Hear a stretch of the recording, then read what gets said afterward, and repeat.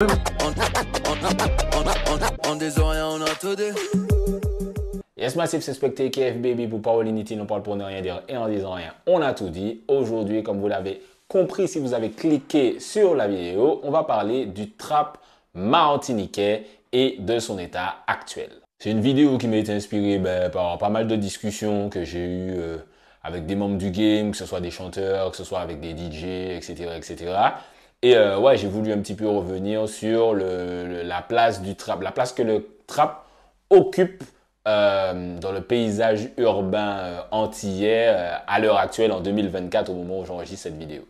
Ce qu'il faut analyser, c'est que le trap, il y a 10 ans, on va dire, il y a allez, presque 15 ans, pas totalement 15 ans, mais en tout cas environ une décennie, c'était une musique qui était presque sacrée pour les jeunes aux Antilles. Pourquoi je dis ça? Parce que quand tu faisais du trap, on analysait ton background, on regardait est-ce que tu avais le droit de chanter du trap pour plusieurs trucs. Est-ce que tu étais vraiment un mec de la rue? Parce que voilà, on est aux Antilles, donc tout le monde connaît un petit peu tout le monde. Donc moi, je l'ai entendu sur absolument tous les chanteurs de trap de l'histoire, à part peut-être un ou deux, mais tous les chanteurs de trap antillais, j'ai déjà entendu quelqu'un me dire non mais lui c'est pas vraiment un thug, lui vas-y c'est un jingle, lui c'est pas un mec sérieux, etc. J'ai déjà entendu ça sur absolument tous les artistes de trap antillais. Allez, peut-être un ou deux à échapper à la règle. Donc c'était vraiment très compliqué entre guillemets d'arriver de chanter du trap parce qu'on allait analyser tout ton background. Si tu es un chanteur de dancehall qui essayait de faire du trap aussi, il y a pas mal de chanteurs de dancehall qui ont fait des hits trap même. Ça a été mal vu, ça a été critiqué, ouais pourquoi vous faites du trap, etc. Nanana. Donc en fait le trap avait un petit peu cette révérence autour de lui où c'était une musique qui était vraiment très comme on dit, gatekeepé en anglais, où vraiment tout le monde vérifiait qui faisait du trap, qui pouvait, qui avait le droit de faire du trap. Attention. Et ce qui est intéressant, c'est que c'est une musique dont l'essor est plus ou moins parallèle à l'essor du chata en Martinique. Et quand tu regardes la place des deux actuellement, ben, tu réalises une chose qui est la suivante, c'est que le chata est devenu international. Tu as des artistes comme Blaze Fire qui, avec du chata, font des tournées. Il était, je sais pas, au Costa Rica, en Colombie, en Polynésie, en Slovaquie, whatever the fuck.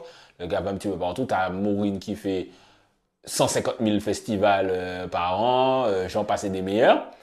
Et le trap antillais, j'étais en train d'analyser ça avec les gars. Y a pas de, j'étais à la Baca, donc du coup, il n'y a pas de hit trap actuellement. Il n'y a pas de hit trap antillais qui résonne et c'est vraiment ça le hit trap. Même l'année dernière, il y en avait un petit peu vite fait. Et cette année, ben, on a remarqué qu'il y en a, bon allez, il y en a peut-être un que je loupe, mais il n'y a pas de gros banger trap dont on peut faire une liste. Ok, il y a ça, il y a ça, il y a ça. Donc, c'est pour ça que ça a amené cette question. Est-ce que le trap est finito? Alors voilà, on sait que la musique est un cycle. Et donc, je dis ça cette année. Et peut-être que l'année prochaine, il y aura 10 sons trap et que ce sera une dinguerie. Mais là, actuellement, c'est chaud.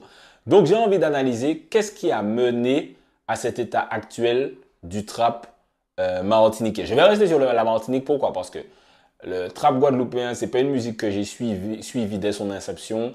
Je connais mal le catalogue des frères. Et en vrai, la vraie raison, c'est que j'ai des relations compliquées avec plusieurs chanteurs de trap guadeloupéens dont il faudrait que je parle dans la vidéo. Et je vais pas en parler et puis pour qu'après ce soit ah oui, tu as parlé de ça, ça veut dire que tu veux les 10. Ah, gna, gna, gna. Donc, je vais rester très concentré sur la Martinique. Désolé au public guadeloupéen qui serait peut-être intéressé d'avoir ma vision sur ce truc-là. Mais la paix d'esprit n'a pas de prix. Ça arrive. J'ai même pas fait exprès. Quand on est rappeur, c'est pour la vie. Donc, je vais citer selon moi plusieurs, je vais appeler ça des actes manqués. Donc, plusieurs actes manqués qui ont peut-être, c'est des théories de toute façon, peut-être mené à la situation actuelle du trap. Et le premier acte manqué, à tout seigneur, tout honneur, je vais essayer d'être un petit peu chronologique, c'est forcément la retraite de Blade. Donc, je ne vais pas refaire le parcours de chacun des artistes, donc j'espère que vous avez plus ou moins suivi, sinon de toute façon, revenez un petit peu, je pense que j'ai fait des vidéos sur plus ou moins tous ces sujets. Donc Blade, qui est un petit peu celui qui était le porte-drapeau du trap martiniquais au début des années 2010. Donc quand il sort Yankee Business, Belle Journée Sale Temps, voilà, qui est l'un des plus gros classiques peut-être plus gros classique du trap martiniquais.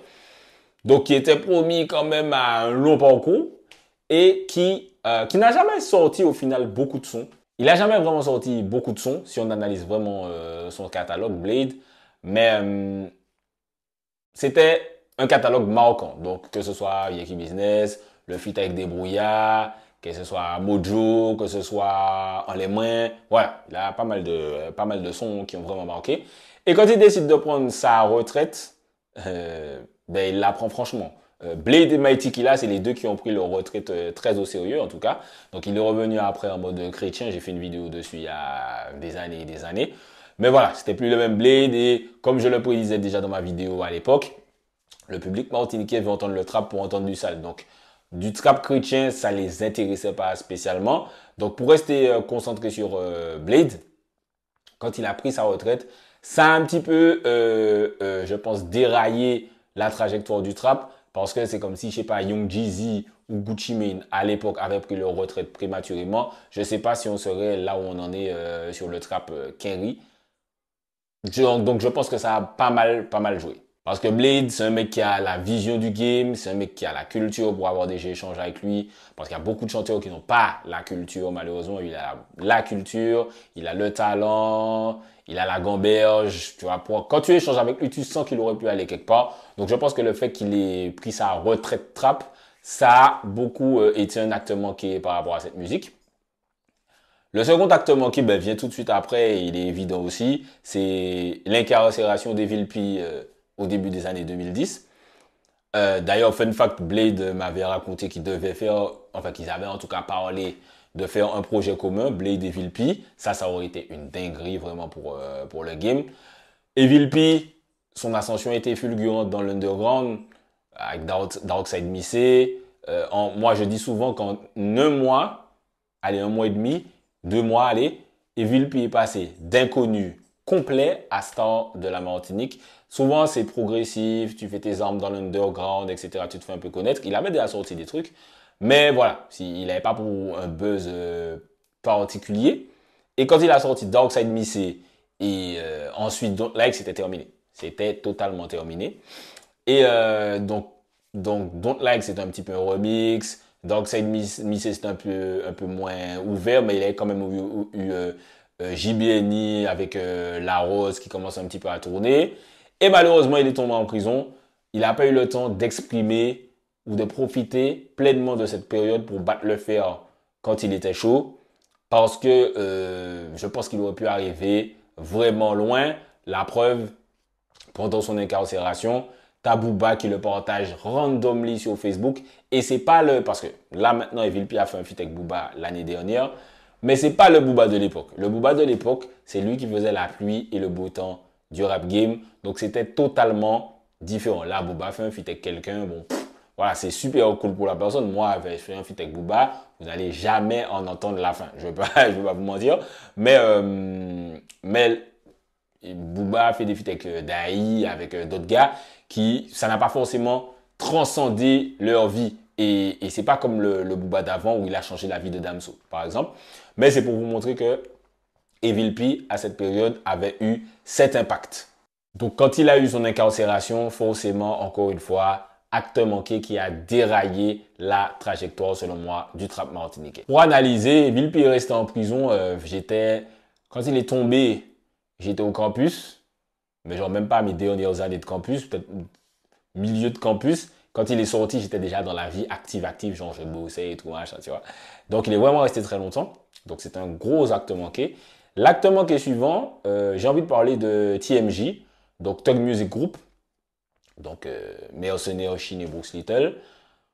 Avant de parler d'acte manqué, j'ai vraiment envie d'appuyer sur le buzz underground, overground que ces messieurs avaient à l'époque. Tous les jeunes frère, j'avais quoi? J'avais 23 ans environ. Je sortais du campus et donc j'ai bossé 1 an dans un collège.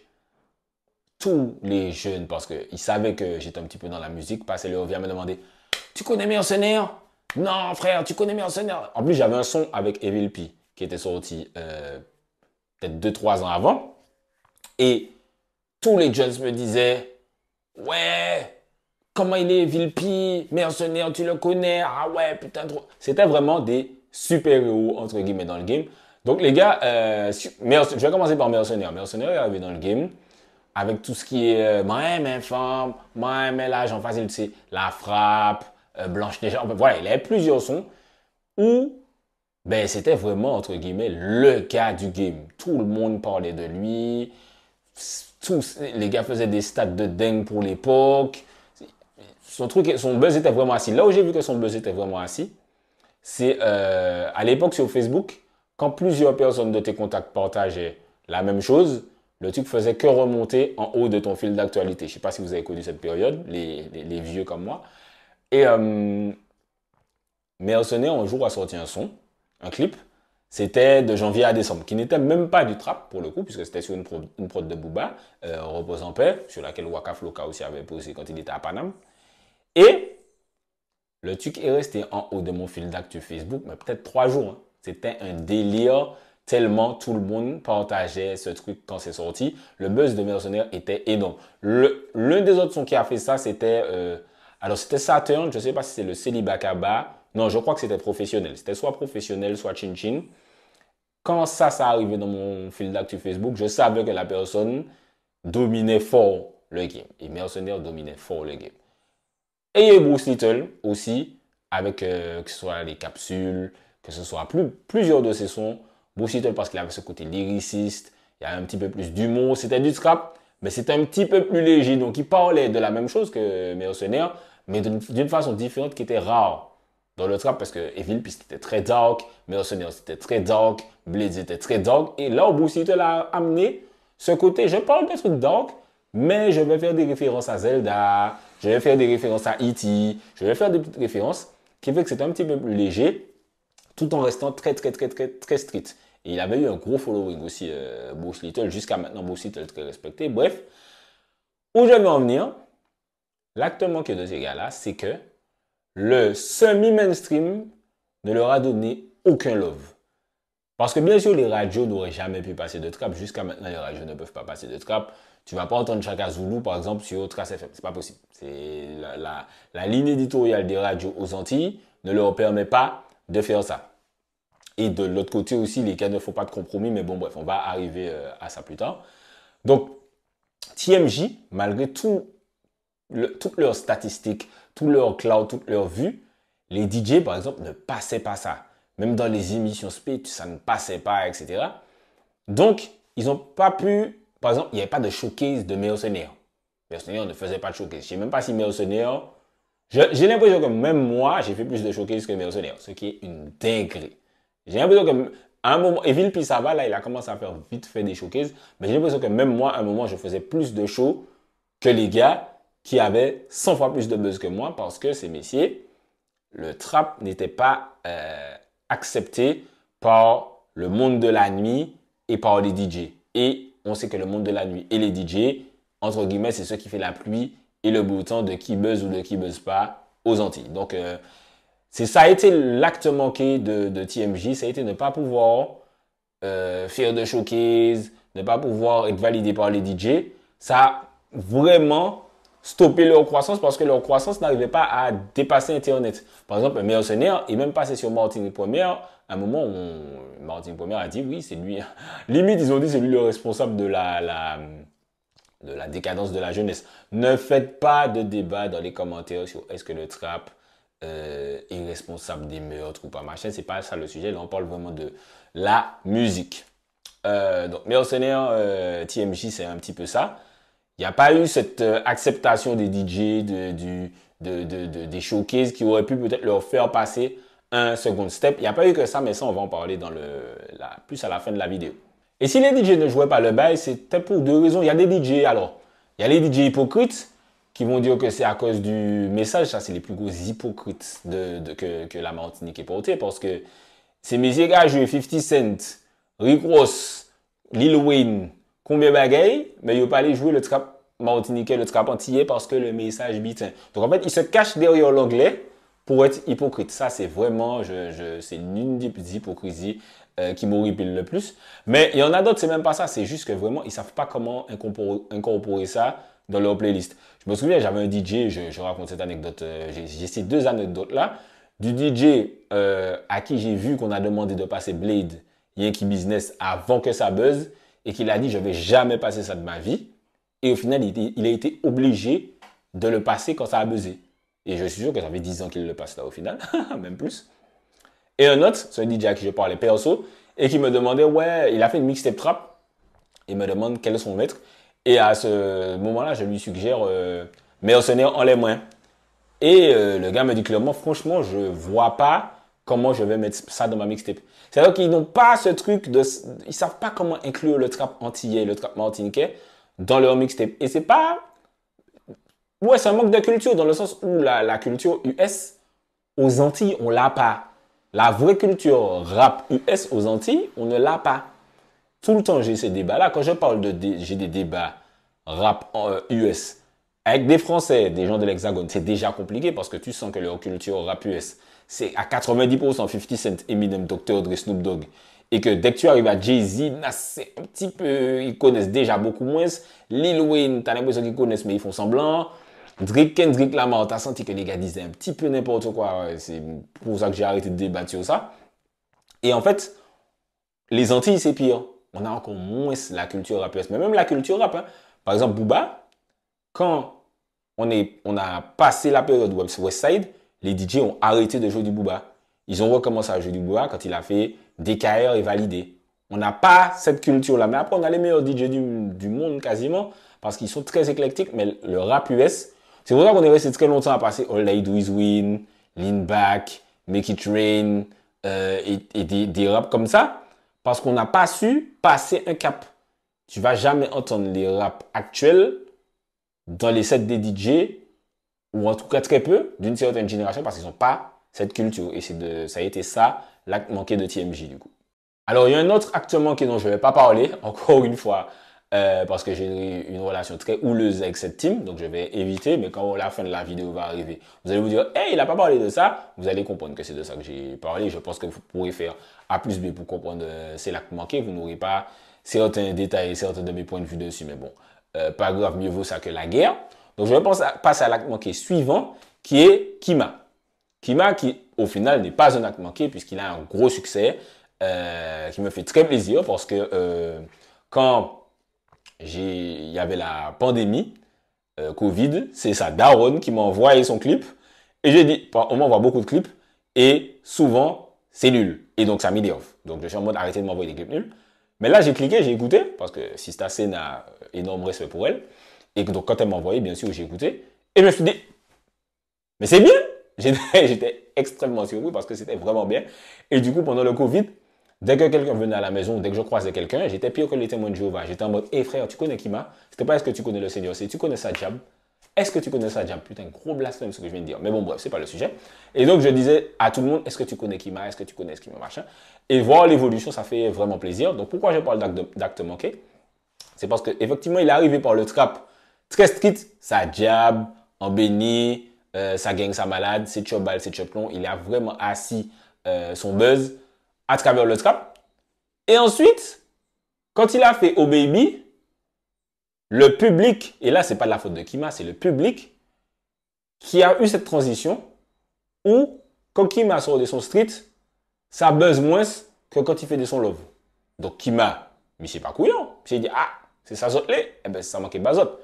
Parce que les gros hits de Kima au final, là, sur ces dernières années, c'est Oh Baby, c'est Rendez-vous, c'est Toxique, et là, c'est En Balade. C'est ça. Et Kima, il sort de son trap. Il sort de son trap, des sons plus street, etc. Et c'est pas ce qui buzz le plus. Donc, mais c'est pas couillon. Mais il a une carrière à mener. Il est obligé de sortir ce qu'il ressent qui va fonctionner le plus. C'est un business. Et l'acte manqué, du coup, il n'est pas de Kima. L'acte manqué est du public qui, je pense, a de moins en moins envie d'entendre du trap local.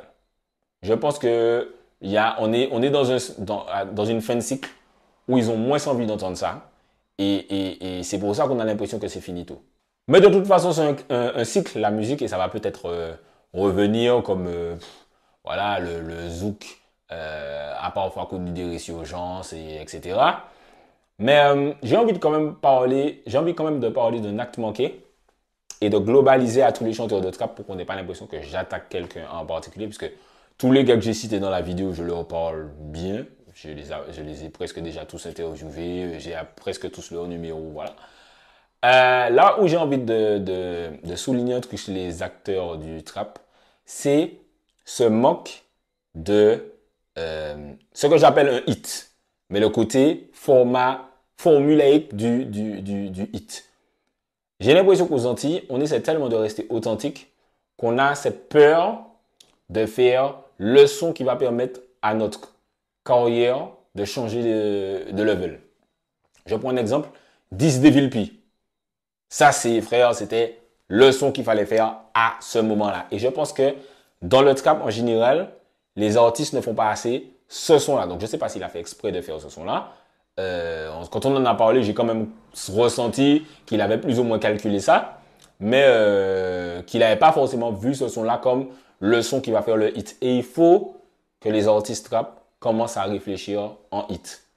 Parce que c'est ça qui a fait par exemple que les Willy de Spi ont pris un essor particulier dans le trap martiniquais et qui réussissent à faire pas mal de prestats, qu'ils ont déjà fait quelques festivals. C'est parce que ces messieurs sont arrivés, ils ont fait Spiro Patronum, et ils ont fait Compa Freestyle, etc., etc. Ils en ont fait d'autres quand même. Parce qu'ils ont eu cette vision de banger.